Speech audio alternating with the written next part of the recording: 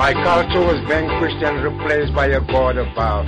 My God was crowned with horns of fork, a tail, and hell. My prayers were turned into an act of mockery and blasphemy. My sanctified rituals became a sacrilege, and a heresy.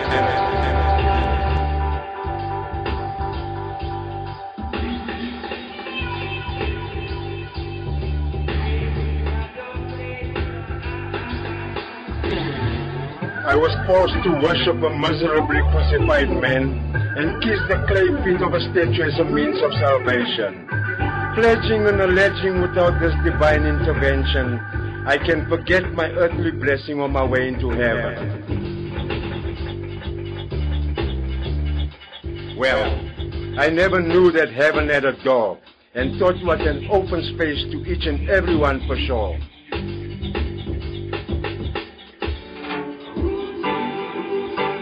Some consider themselves divinely anointed, accountable to no one and spiritually superior.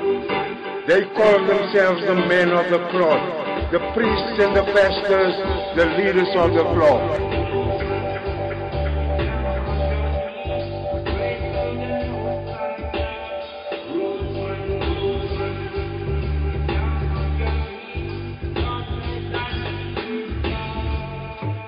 They think that the word was only for their benefit, and persecution of the weak a privilege unique unto them. The senseless manipulation of the minds of the innocent and the blameless with the elusive promise of a better life in heaven. Claiming to be the chosen ones, elect of the sanctimonious, appointed to rule the nations through lies and deception, making us believe that God had a discourse before there was speech and before there was language. Placing our confidence in the dead, not as a remembrance, but as an act of worship in idolatry exaltation. Convincing us that a man can be born of a virgin, and if you fast for 40 days and 40 nights, you can talk with the devil. Inducing me to believe that my religion is a cult, an ungodly evil sect, the followers of Baal. Yet your faith don't teach you tolerance to be able to accept I am also a spiritual being. That I may not agree in your devotional profession or conspire in the practice of your worship, that I may not aspire to your level of godliness, does not make your one more paramount than mine.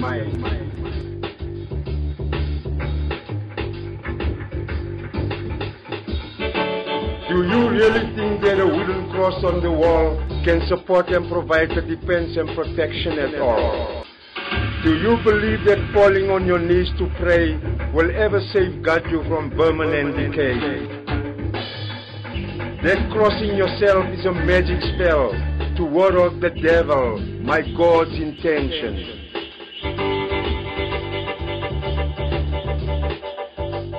To swear in God's name is a vindication of imposing your faith as the only truth.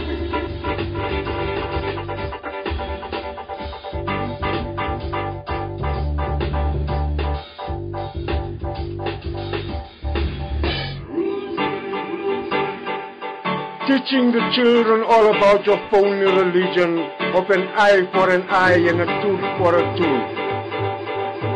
About Adam and Eve and the Garden of Eden, of booming voices in the sky and heaven's opening.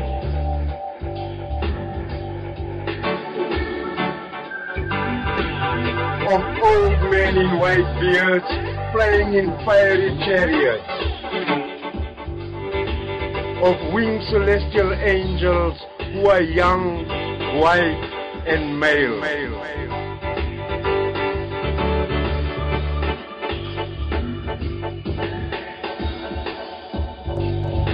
For your own redemption, without fear and pretense and partiality, make room for others. and lose the judgment and discrimination.